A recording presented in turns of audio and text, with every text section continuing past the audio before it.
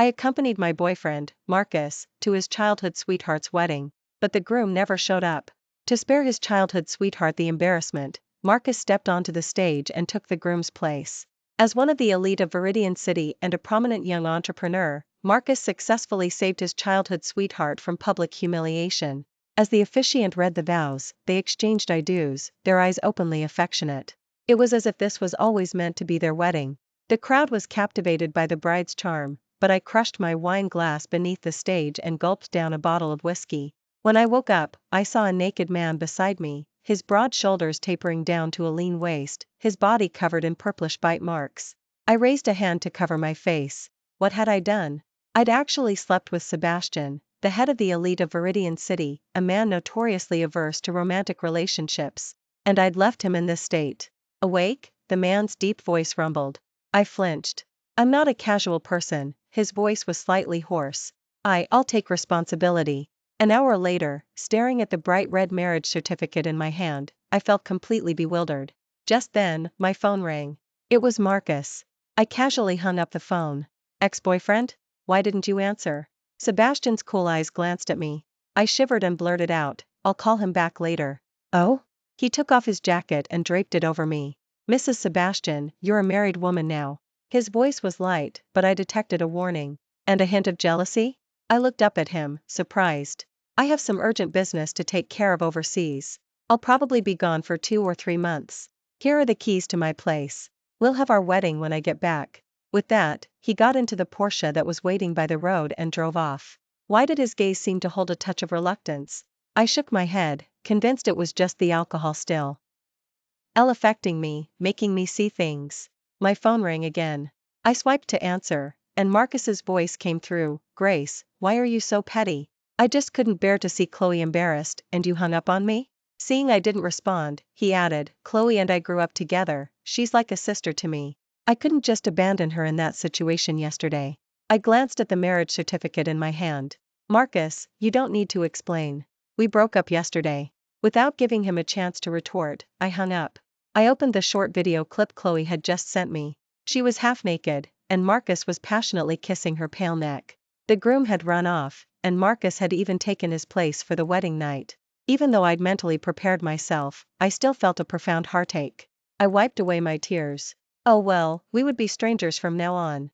I hailed a cab back to Marcus's place to pack my things.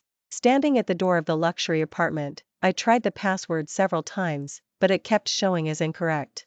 An alarm sounded, and the door was opened from the inside. Grace? Chloe appeared at the doorway, wearing my silk camisole.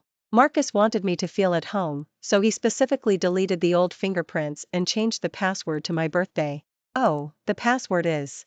You don't need to tell me. I won't be coming back here again, I said coldly. Marcus heard the commotion and walked over, his voice laced with sarcasm. Didn't you just say on the phone that we were breaking up? You're back so soon? Marcus, don't talk to Grace like that. She's already upset about you changing the password. Chloe batted her innocent eyes and tugged at Marcus's sleeve. You're always so understanding. It's just a password, what's there to be bothered about? Marcus looked at her, his voice softening. He reached out to adjust the camisole that had slipped off her shoulder, giving her chest a casual squeeze. Chloe immediately blushed and quickly stepped aside. Grace, please come in first. She acted like the lady of the house. Watching their shameless interaction, I swallowed the bitterness in my heart. I'm just here to pack my things. I'll be quick, I won't disturb you for long. Is saying she doesn't like me here? Then I'll just move out. Chloe started to gather her belongings. Marcus stopped her, then turned to me impatiently. Grace, I've told you, Chloe is just like my sister. It's bad enough that Liam, that scoundrel, abandoned Chloe alone at the wedding, but he even changed the house password. Chloe had nowhere to go, that's why I brought her back. Nowhere to go? Can't she go back to her parents' place? I couldn't help but retort. How can she go back to her parents' place? All the neighbors know she got married. Going back to her family home on her wedding day without a groom, what would people think of her? Marcus looked at me incredulously, as if my idea was utterly unreasonable. You certainly think of everything for her, I said with a self-deprecating laugh. Marcus, everyone in our circle knew we were getting engaged, yet you publicly let go of my hand and turned around to marry Chloe. Did you ever consider my feelings? Did you think about what people would say about me? Marcus seemed a bit guilty at my question. What do you mean, turned around and married her? I just couldn't bear for Chloe to be wronged. She's so delicate and vulnerable, not strong and independent like you. Those rumors won't hurt you. Once this blows over, we'll get engaged. I gave a bitter laugh. Just because I'm strong and independent, I deserve to be abandoned? Grace, don't be angry. You haven't eaten, have you? Marcus just finished cooking. Come, sit down and try some, Chloe said, coming over to pull me. It was then that I noticed Marcus wearing an apron and holding a spatula. A spread of several homemade dishes sat on the dining table. In our 3 years together, Marcus had never cooked for me once. Whenever I fully asked to try his cooking, he always found an excuse, claiming it wasn't a gentleman's place to cook.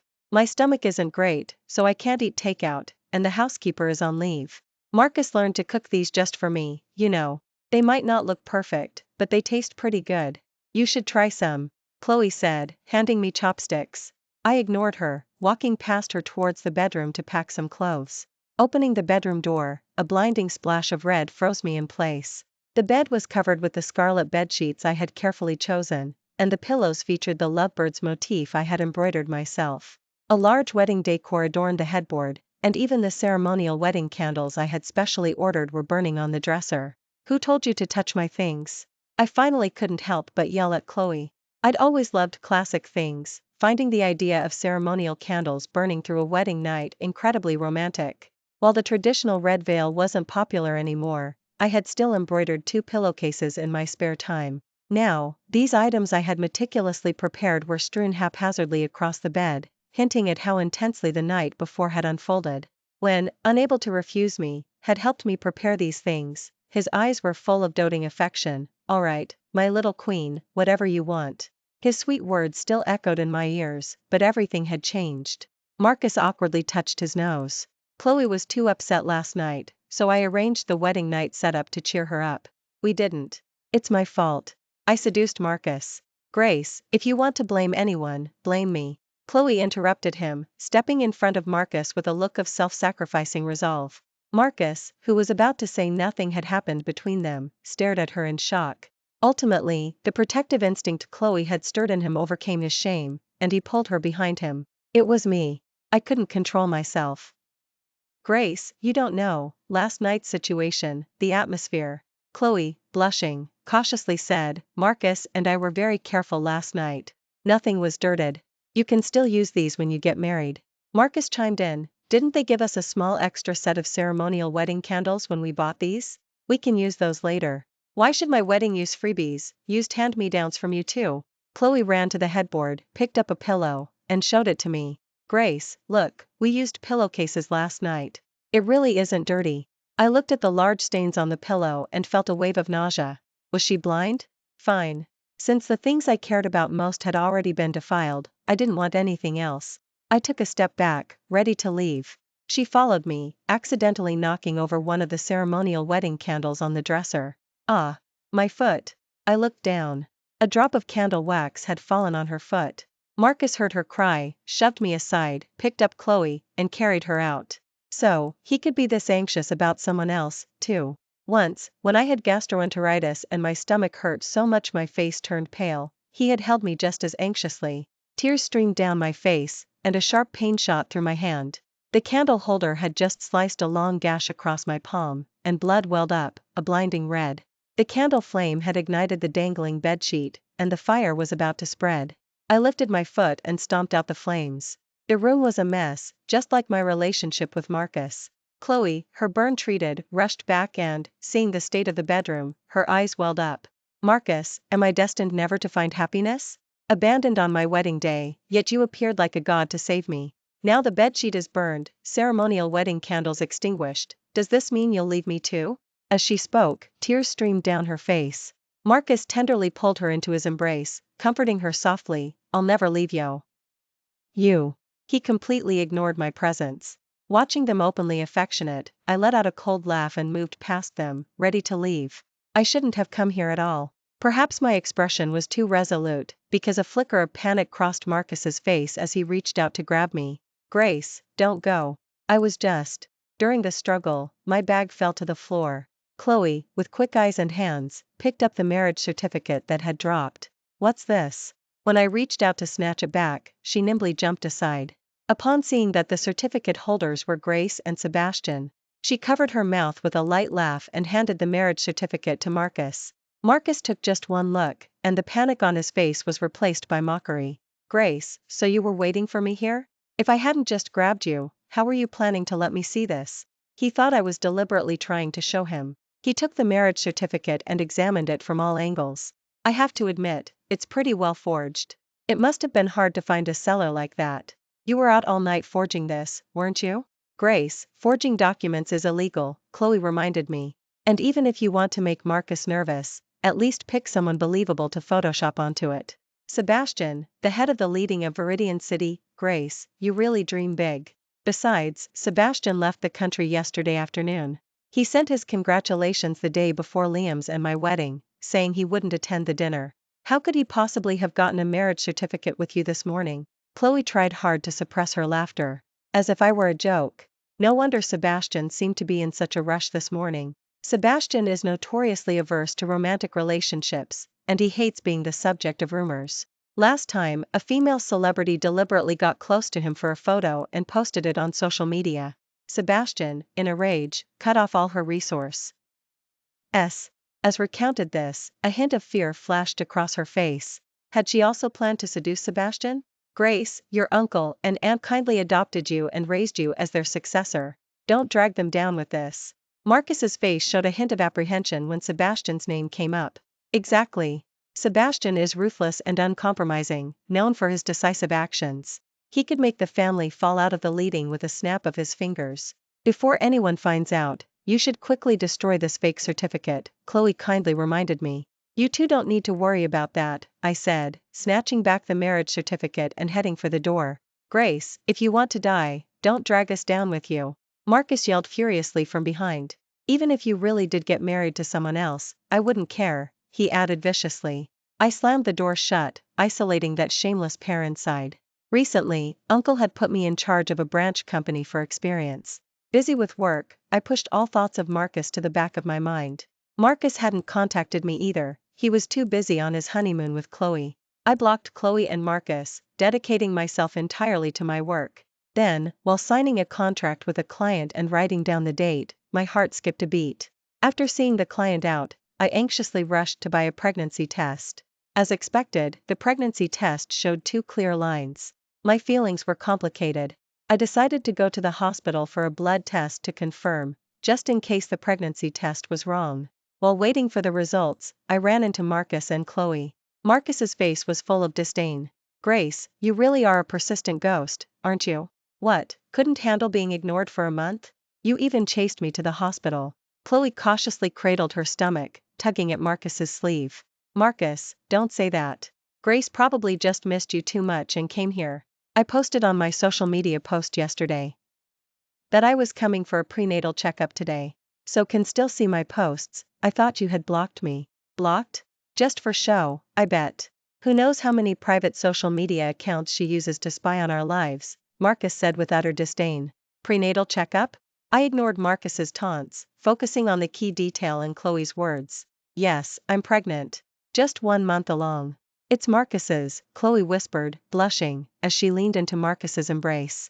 Marcus carefully protected her, then said coldly to me, since you know, go learn how to be a postnatal nanny. Chloe doesn't trust outsiders, so if you take good care of her during her postpartum month, I might still consider marrying you. I stared at him in disbelief, as if he were an idiot.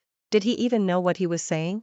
Just then, my test results came back. Sorry, I can't serve you. I'm pregnant too. What?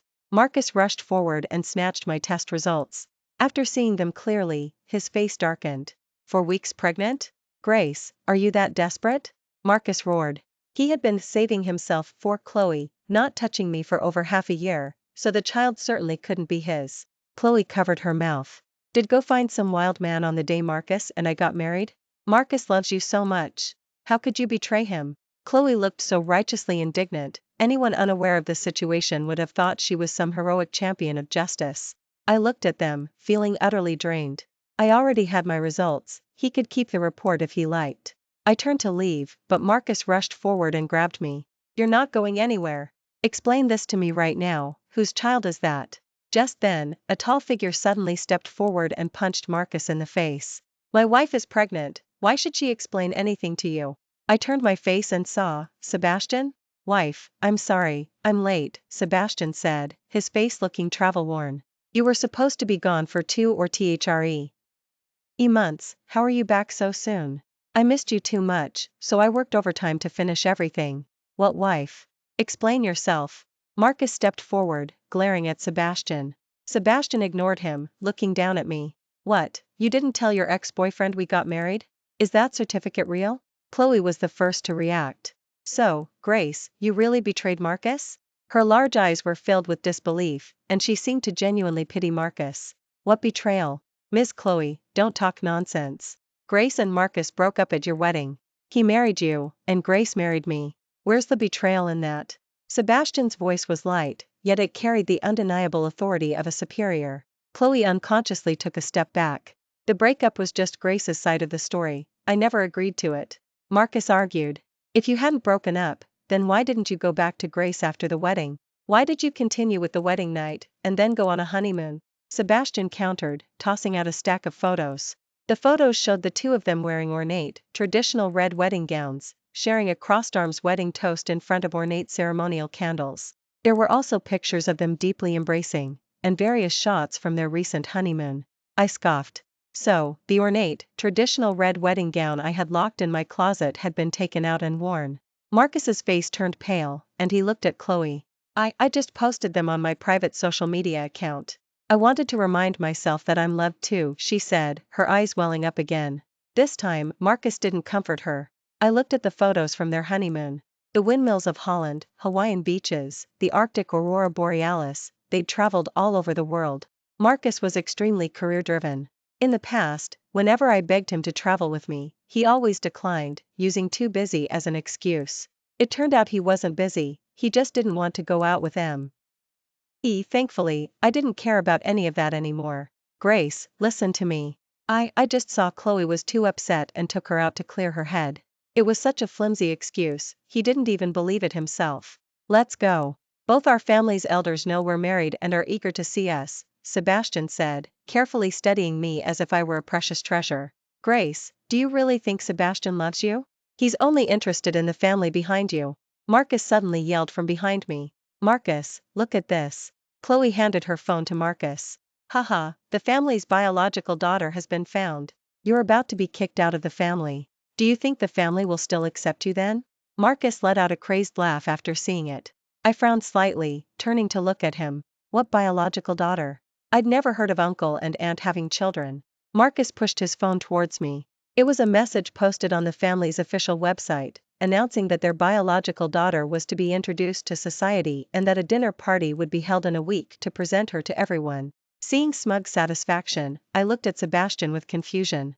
Let's go back and see, Sebastian said, holding my hand, his gaze gentle. I love you for who you are, not for your name or lineage. His voice had a calming power. Chloe, standing nearby, clenched her fists, her face full of jealousy. As we left, Marcus shouted furiously from behind us, Grace, don't come crawling back to me after you've been abandoned. A week later, the family introduction dinner party was held as scheduled. Uncle and aunt were busy greeting guests, while I wandered around the ballroom. Grace really has a big heart, still in the mood to eat, Chloe said as she gracefully approached me, arm in arm with Marcus, just as I picked up a delicate little cake. You usurped your position for so many years, but with the family's biological daughter returning, there's definitely no ROM for you.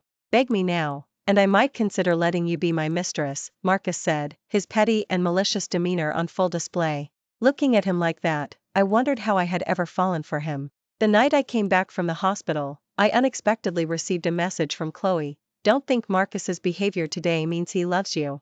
Listen to this. I clicked on the audio recording she sent. It was a conversation between her and Marcus. Marcus, since you don't like Grace, why are you still with her? The family is one of the leading of Viridian City. Only by joining forces with them can the family solidify our position as the head of the leading as quickly as possible. Once my goal is achieved, Grace will be at my mercy. Sebastian is nothing, he'll have to grovel at my feet then. Marcus's voice was full of viciousness. See? This was the real reason he was with me. He kept hurting me for Chloe, relying solely on my love for him. Now that the family's biological daughter was being found, I would naturally be discarded. His pursuit of me in the first place had merely been a scheme. Marcus and I met at an entrepreneurs conference. He had taken over the family business after graduation, and that time he even spoke on stage as a prominent young entrepreneur from Viridian City. His comprehensive and forward-thinking speech secured him several orders on the spot. I, accompanying Uncle to the conference, was also drawn to him. Uncle took the opportunity to introduce me at the conference, mentioning that he and Aunt had no children, and that their niece, Grace, meaning me, would inherit their family fortune. After that day, Marcus pursued me relentlessly. After we started dating, Uncle wasn't fond of him, saying that while Marcus was capable, he was too eager for quick success and seemed somewhat unscrupulous in his methods, which would eventually lead to great losses. I didn't listen, believing that young people should be high-spirited and forge ahead boldly. Why, but events proved Uncle right. I pulled my thoughts back, looking at the triumphant pair before me. I'm afraid I'm going to disappoint both of you. Most of the guests had arrived, and Uncle and Aunt called me over. A week earlier, after I returned home from the hospital, they had already told me the truth. Both of them held my hands, their faces radiating kindness. What they said next was like a clap of thunder from a clear sky, stunning everyone present. Grace is our biological daughter. Seeing everyone's shocked gazes, Uncle explained, when was little, she fell gravely ill and almost didn't make it. Her mother and I, desperate, consulted a master. The master said her astrological chart was too weak, and she couldn't call us Dad and Mom. She needed a different address to grow up safely. She could only change the address after marriage. Now that Grace is married, she can naturally start calling us Dad and Mom. This dinner is to inform everyone that Grace is legitimately the family's young lady. Dad emphasized this because, growing up, there were always people in Viridian City who would mock me, saying I inherited by default as their niece. My parents looked at me with relief, happy I had grown up safe and sound, as if it was all thanks to the old superstition. Married? Someone questioned. Everyone remembered how I had been abandoned by Marcus at Chloe's wedding a month ago. How could I possibly have found a new partner so quickly? Marcus, under everyone's gaze, turned deathly pale. He stood rooted to the spot, still processing Dad's words, only muttering, "How is that possible? Grace and that young man from the family were just playing around like kids. They were never really together," Dad said, waving his hand dismissively. "My son-in-law has always been Sebastian. Sebastian, come over here, let everyone see the family's ideal son-in-law." Dad waved to Sebastian, who had just entered. A collective gasp rippled through the crowd. Didn't they say Sebastian was averse to romantic relationships? Right, for so many years, even his personal assistants have been men. With Vance's family joining forces with the family, their position among the leading of Viridian City will be even more secure. People in the crowd whispered among themselves. Sebastian walked over and put his arm around my waist. I pursued Grace for over 10 years, and now I've finally achieved my wish. Grace is outstanding in her own right, she doesn't need to rely on anyone. The family will remain strong in her hands. Besides, she's even taken multiple projects from me. With just a few words, he elevated me. I suddenly thought that marrying him wasn't so bad after all. Grace just got pregnant, so I'll take her to rest first. Sebastian nodded politely to those around him, and after getting Dad and Mom's consent, he prepared to lead me away. "Wait," Marcus said, his face pale. Chloe, standing beside him, anxiously tugged at his sleeve, but he roughly shook her off. "Grace, how can you just abandon our 3 years of affection? If you hadn't been pregnant with Sebastian's child, why would I have acted out of spite and abandoned you at Chloe's wedding?" Marcus turned the tables on me. "I don't care whose child you're carrying. Please come back to me, let's not make a scene." Marcus pleaded, tears streaming down his face, as if he were the one who had been wronged. Everyone looked at me with disdain, as if I had truly abandoned him to marry into the elite. Although Hay's family can't compare to the family, they're still one of the leading of Viridian City, and Marcus is a promising young talent. What Vance's family is doing is quite dishonorable. Someone spoke up for Marcus. Even if Dad denied my relationship with Marcus, everyone present was astute. How could they not know we had dated for 3 years? Dad and Mom's faces immediately darkened with anger. I was almost amused by Marcus's shamelessness. Sebastian's gaze turned frosty as he stared coldly at Marcus. "Do you know why Liam didn't show up at his and Chloe's wedding?" Panic flashed across Chloe's face. Sebastian waved his hand, and a scandalous scene appeared on the large screen at the front of the hall. Chloe and Marcus were kissing passionately in a secluded grove. Chloe, half naked, was panting as she said, "Marcus, you're the only one in my heart. Marrying was my parents' idea. I've never let him touch me. I know, we grew up together, of course I understand you. After you're married, remember to occasionally bring me confidential bit information from both families. Once Hay's family becomes the biggest family in Viridian City, we can be together forever." Marcus replied, his hands never stopping. This elicited a soft moan from Chloe. "Marcus, be gentle, don't let anyone find out." The sounds that followed were unspeakable, so Sebastian cut the screen. "You tramp, you're quite wanton in bed, claiming you never let me touch you." Liam, who had been missing for a month, suddenly appeared. "To prove your loyalty to me, you even revealed the family's confidential bit information, saying I was the only one in your heart. You just wanted to play both sides." Liam's eyes were bloodshot. "But Bennett family has come this far on our own merit, we disdain such tactics." Seeing's heartbroken expression, he probably really did love Chloe. What a shame she'd ruined everything herself. Chloe scrambled over, clutching Liam's leg. "No, it's not like that, Liam. Marcus forced me. My family is just a small supplier to the family. If I didn't do what he wanted, he'd terminate our partnership. I was coerced." "You slut, full of lies. Did Bennett family give you too few orders? You're clearly just greedy." Marcus stepped forward and kicked Chloe in the stomach. "When did I ever threaten you? Didn't you always come crying to my doorstep on your own? I merely went with the flow." Saying this, he walked towards me. "Grace, she seduced me. I'm a normal ma." I was suddenly overcome with nausea. Sebastian quickly supported me. "Security, drag them out." After such a spectacle, Marcus and Chloe wouldn't be able to stay in Viridian City. What was supposed to be a dinner party almost turned into a farce, but thankfully Sebastian stabilized the situation. A month later, for the wedding, Sebastian had prepared everything in a classic, antique style. The ornate, traditional red wedding gown was gold embroidered, and the hand-painted ceremonial fan was even made by him. Every item had been meticulously prepared. Dad and Mom teased me. "We heard Sebastian researched ancient royal wedding traditions. But our Grace is the family's little princess anyway, so it shows he put thought into it." I blushed at my parents' teasing. So this is what it felt like to be loved. One morning after the wedding, I woke up in Sebastian's arms and suddenly realized something. "Sebastian, tell me, were you investigating Marcus and Chloe all along?" Sebastian pretended to be asleep. "Were you plotting against me all this time, intentionally sending those short video clips to Liam the day before the wedding? To make him run away?" I shook him. "I know you're awake." Sebastian rolled over and hugged me. "What do you mean, plotting against you? Liam and I grew up together, I couldn't just stand by and watch him get deceived. Even if I had been plotting all along, if Marcus had firmly held your hand on your wedding day, there would have been nothing I could do," he said, looking utterly innocent.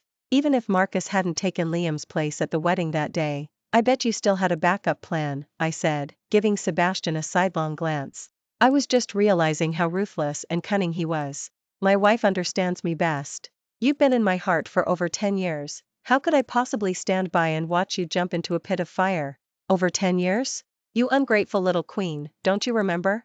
In middle school, when those street thugs were after you, I escorted you home every day." Hearing this, I gave an awkward laugh.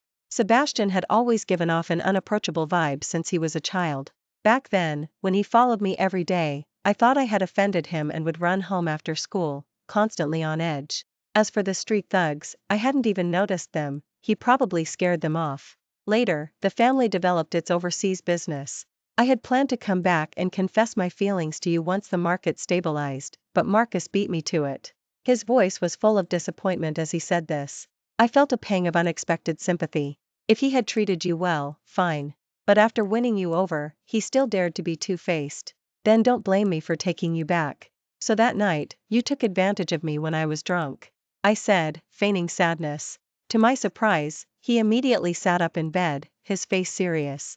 "I didn't try to take advantage of you. You were clinging to me, laughing and crying, getting snot and tears all over me. I had to take off my clothes. Then you started biting and nibbling me, and trying to pull off my pants, and... Stop. Don't say another word." I pounced to cover his mouth. I only had a vague memory of that night, just recalling that I had forcibly stripped off his clothes and pushed him onto the bed. "It was all that whiskey's fault," I tried to salvage. I'm quite grateful for that whiskey," he said, completely serious. Don't ever bring that up again." I exclaimed, my face burning with shame and indignation. It was too embarrassing. Alright, I won't, Sebastian replied, suppressing a laugh. After my family introduction dinner, the family became targets for the other three leading families. They soon declared bankruptcy. Chloe lost her baby after Marcus's kick, and because she had offended the family, her parents kicked her out of the house. Liam, heartbroken, had run off abroad again. Hearing this, I couldn't help but sigh. I didn't expect him to be so devoted. What's the use of being devoted if you don't have a brain? He couldn't even see through the people closest to him. He deserves to be hurt, Sebastian said with a look of disdain. I stared at him. I'm absolutely not talking about you, wife. It's all Marcus, that scumbag, who was too cunning. And my wife is so pure and kind-hearted, she just accidentally got tricked by him, Sebastian quickly responded, full of self-preservation. I let out a cold laugh. Wife, I was wrong. I should have confessed my feelings sooner and made the family go bankrupt earlier. I shouldn't have given Marcus a chance to get close to you. That's better, I said. Sebastian's secretary, standing nearby, wore an utterly priceless expression. Was this really their ruthless CEO? When our daughter celebrated her 100th day, we went to a hotel to celebrate as a family. Just as we entered the lobby manager greeted us. When I saw who it was, I froze for a moment. Marcus? He wore a professional smile, but his weariness was evident. He was slightly bent at the waist, looking deferential. He also paused when he saw me. Grace? Sebastian stepped in front of me and spoke coldly. Mr. Marcus, could you direct us to the Pacific? A flicker of humiliation crossed Marcus's face. Before he could speak, a nearby server interjected, Sir, this way. I'll take you. Sebastian, with his arm around me, walked past him, giving me a jealous warning, don't look at other men. Just as we reached the Pacific, we were drawn by a commotion nearby. You hussy, I'll teach you to seduce my husband. A woman dressed as a socialite, accompanied by a group of relatives and friends, was pinning a young woman to the ground and hitting her. The young woman looked up, pleading with the portly man beside them. The man, his voice weak, looked at the socialite. Stop, please stop. After a glare from the wealthy woman, I stood obediently to the side, not daring to utter another word. The woman's shriek quickly drew the attention of the staff. Only after the wealthy woman was pulled away did I get a clear look at her face. Chloe? What a day it was turning out to be, running into so many old acquaintances. Sebastian forcibly turned my head away from the scene, his voice thick with possessiveness. You're not allowed to look at other women. I chuckled softly, kissing his hand. I resolved to love him well from now on, lest he remain so insecure. After the banquet, back home, Sebastian was focused on coaxing the baby. I looked at him, complaining, Lily, it's obvious no thought went into that name. No one at the event complimented it, either. I think it's a lovely name, Sebastian said, teasing the baby without lifting his head. Lily, it sounds like she's destined to thrive. Suddenly, I felt annoyed and, acting out of spite, declared, fine, then if we have a son later, we'll name him Sebastian. I immediately regretted it. Sebastian lifted his head and walked toward me, his eyes gleaming with desire. Alright, he murmured. So when are we having him? I swallowed hard and turned to flee, but he pulled me into his arms, holding me captive. His warm breath feathered across my face. Grace, he whispered, I've waited for this day for so long. I felt the temperature in the room soar. He cupped my face, making me look directly at him, and his lips slowly descended. I involuntarily closed my eyes. Oh dear, I didn't see a thing. You two carry on. Little, you're sleeping with Grandma tonight. Mom and Dad are going to make you a little brother. Just then, Mom appeared out of nowhere, walking past us without a glance. She scooped up Little from the bassinet and quickly slipped out. Still reeling, I stared at Sebastian. He smiled faintly. Shall we continue? With that, he swept me into his arms, carried me into the bedroom, and after locking the door, he set me down on the bed and loomed over me. Last time, you were in charge, he murmured. This time, it's my turn. Yes, because of the pregnancy, this was only our second time. I hadn't realized Sebastian had such stamina. I don't know how much time passed, but I lay there, utterly spent, watching the swaying crystal chandelier on the ceiling. Every time I asked him to stop, he would grumble discontentedly, you really put me through it that night. If I had known this would happen, I would have been much gentler that night a year ago. Thank you for watching today's story. If you enjoyed this video, please like it and share it with your friends. We look forward to hearing your thoughts in the comments section, so feel free to share your opinions. Don't forget to subscribe to our channel for more exciting stories. See you next time.